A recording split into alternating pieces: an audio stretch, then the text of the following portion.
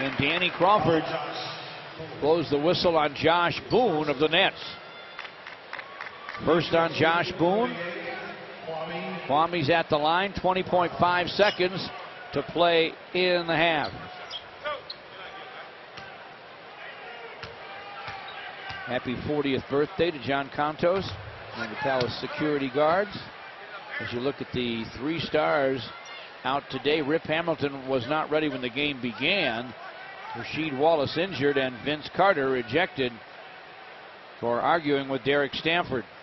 And there's Antonio McDyess. We'll find out at the half if Dice would be available. I suspect he's available for a play or two in a pinch if you need him. If they need him.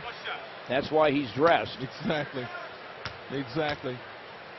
You know, the Nets played a lot of zone in this quarter and had some impact with it, but were not able to really rebound the ball very well out of it, George. So I don't know how much more of that we'll see in the second half. Yeah, we may not see too much from more of that anyway from Lawrence Frank's crew. The Pistons got the 2 misses from Kwame, and there's Antonio McDyess before the game. Still bothered.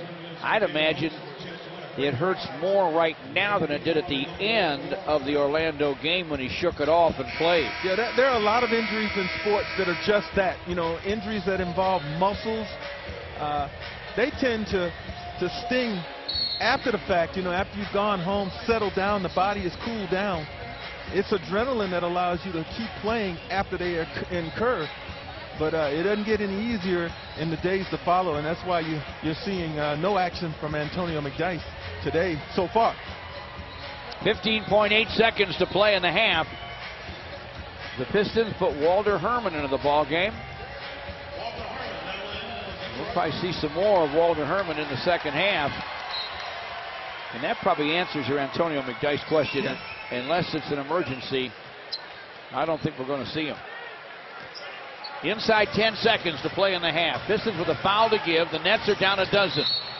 And there's the foul to give right there. Aaron Aflalo gives it his first. He has done a nice job, Aaron Aflalo, on Devin Harris in this first half. He has been physical with him. He has stayed in front of him. He has denied him, challenged him, and it has not been a stellar first half for the Nets, Devin Harris.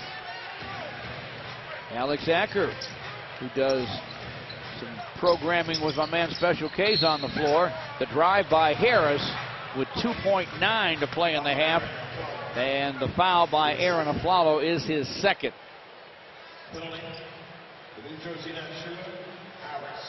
Alex Acker, very, very good shooter. Pistons got him at the last pick in the draft in 05 out of Pepperdine. He was in Barcelona in 08. And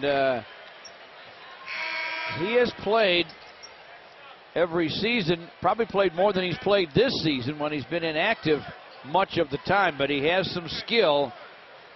And I think overall a very bright young guy. He's a student of the game, George. That comes through very clear when I work with him in those Kelso Corner segments of the pregame show. Devin Harris got one at the horn. Aaron Aflalo's shot is wide. It looked good, kind of sailed on him at the end. At the half at the Palace on New Year's Eve, the Pistons have a 40-29 lead over the New Jersey Nets. Happy New Year, everybody, from Fox Sports Detroit.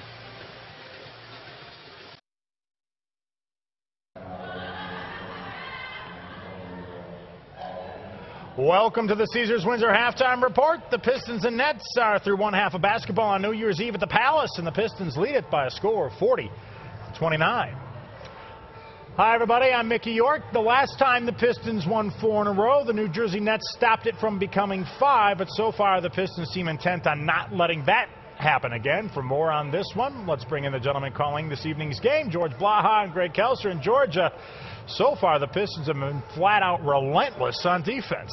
Yeah, I think that's probably a darn good carryover from the Orlando Magic game.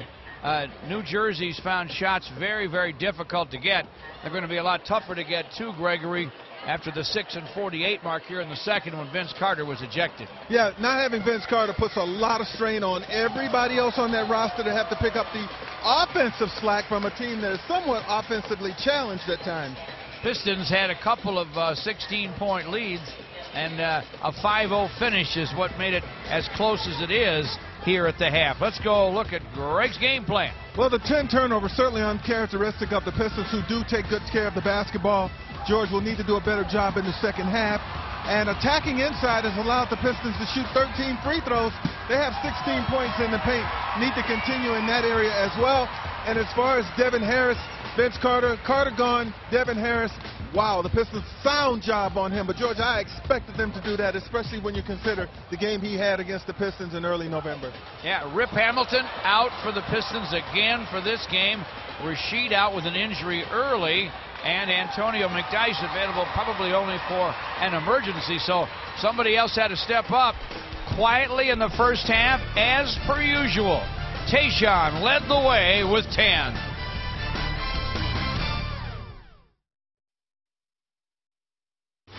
Pistons basketball on Fox Sports Detroit is brought to you by your Motor City Dodge dealers and by Meijer, the official super center of the Detroit Pistons. Welcome back to the Caesars-Windsor halftime report. The guys in the truck tell me that's real speed. That's incredible. The Pistons have hopped, skipped, and jumped their way to an 11-point lead over the Nets here at the half. Well, like everyone else, the Pistons experienced some ups and downs in 2008. But the beauty of editing is that you can take down the downs and leave in the ups. And what you end up with is the Pistons plays of the year from 2008.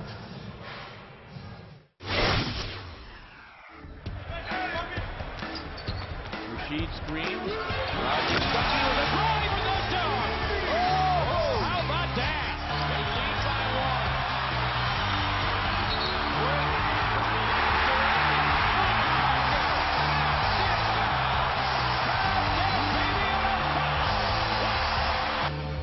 To Chandler again. Oh, what a block by Maxfield. My goodness. That's the block of the year. That is unbelievable. Wow. On top of Turkoglu against Tayshaun. Turkoglu with that drive again. Tried to dunk it. Tayshaun got a hand on it. Made him miss. What a defensive play by the Palace Prince, Tayshaun Prince. And they loop it all the way up to Garnett. He got his jam try blocked. Jason Maxiell just blocked a Garnett jam. Lifting back to Shawnee, who finds Walter Herman. Walter to the drive. Scoop and score. Will Walter Sharp score? Yes and yes. A baseline drive and a reverse jam for Walter Sharp for his first 2 NBA points. He'll never forget him. And the Pistons have a fresh 24.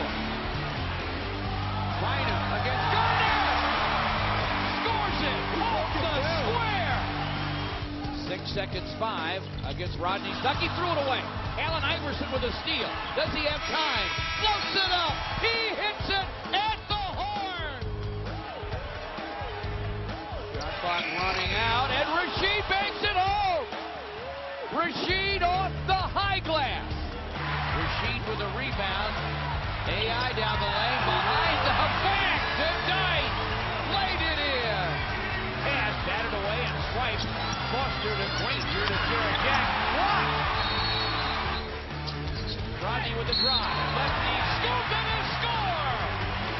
He has 40. Rodney Stuckey hits for 40.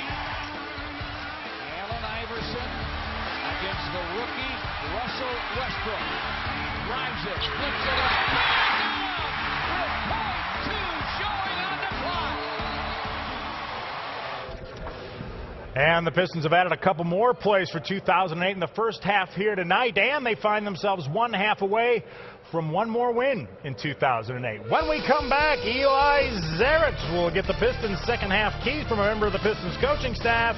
This is Pistons basketball on Fox Sports Detroit.